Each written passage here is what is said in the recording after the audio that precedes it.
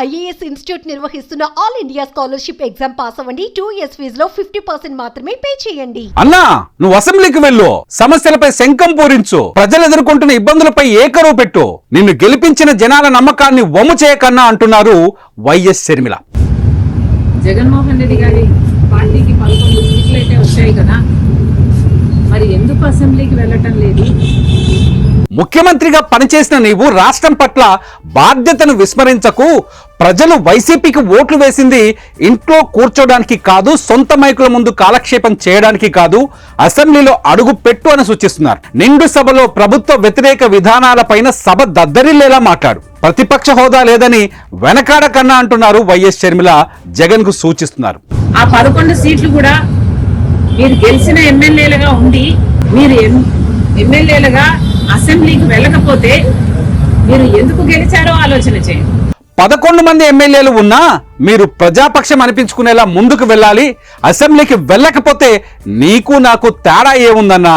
వైసీపీకి 38% ఓటింగ్ వచ్చినా, కాంగ్రెస్ కు 1.7% ఓటింగ్ వచ్చినా కాంగ్రెస్ పార్టీ వైసీపీ అప్పుడు ఒకటే అవుతుంది అంటూ అసెంబ్లీకి తన సోదరుడు వెళ్లాలంటూ రక్తం పంచుకొని పుట్టిన చెల్లెలు షర్మిల విజ్ఞప్తుల మీద విజ్ఞప్తులు చేస్తున్నారు.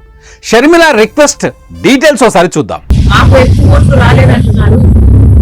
సరే, మీకు 38% ఓట్లు వచ్చాయి, మరి వచ్చి కూడా మీరేం చేస్తున్నారు? 11 సీట్లు గెలిచి కూడా మీరేం చేస్తున్నారు?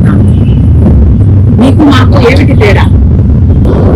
మాకు ఓట్లు రాలేదు కాబట్టి మేము అసెంబ్లీకి వెళ్ళలేదు. మీకు ఓట్లు వచ్చినా, 11 సీట్లు గెలిపించినా జగన్మోహన్ రెడ్డి గారు అసెంబ్లీకి వెళ్ళకపోతే మాకు ఆయనకు ఏమి తేడా? ఆడలేక మధ్యలో ఓడు అన్నట్టు జగనన్న తీరుందని తోడబుట్టిన చెల్లెలే విమర్శలు గుప్పిస్తోంది. కూటమి ప్రభుత్వం అసెంబ్లీలో ప్రవేశపెట్టిన బడ్జెట్ బాగోలేదని జగన్ కంటే ముందు స్పందించింది తానేనని చెప్పిన షర్మిల 38% ఓట్ షేర్ ఉన్నా అసెంబ్లీకి పోకుండా వైసీపీని ఒక ఇన్సిగ్నిఫికెంట్ పార్టీగా మార్చిందని సెటైర్ వేశారు.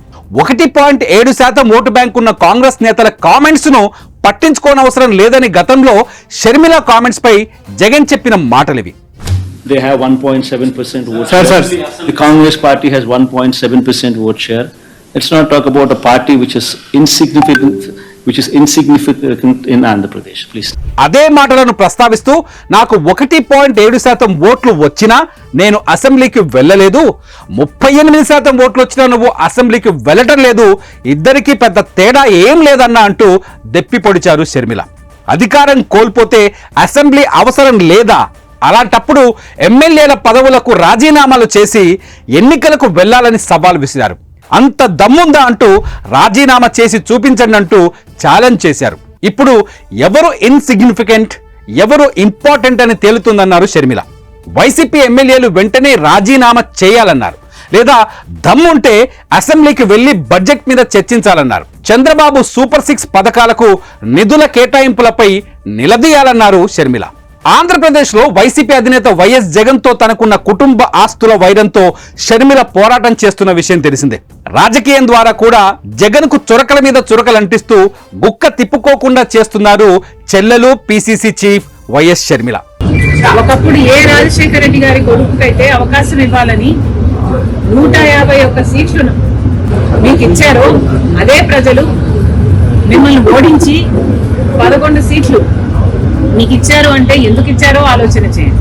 అయితే జగన్ పై మాటల దాడిని మరింత తీవ్రం చేశారు. ఇప్పటికే జగన్ అసెంబ్లీకి వెళ్ళటం లేదని, వెళ్ళకపోతే ఎమ్మెల్యేగా రాజీనామా చేయాలని ఒత్తిడి పెంచుతున్న షర్మిల రోజుకో కారణాన్ని లింక్ చేస్తున్నారు. ఇదే క్రమంలో సూపర్ 6 పథకాలు బడ్జెట్ ను జత చేసి పోస్ట్ పెట్టారు షర్మిల. మరి దీనిపై జగన్ వైసీపీ శ్రేణులు ఏ విధంగా రియాక్ట్ అవుతాయో వేచి చూడాలి.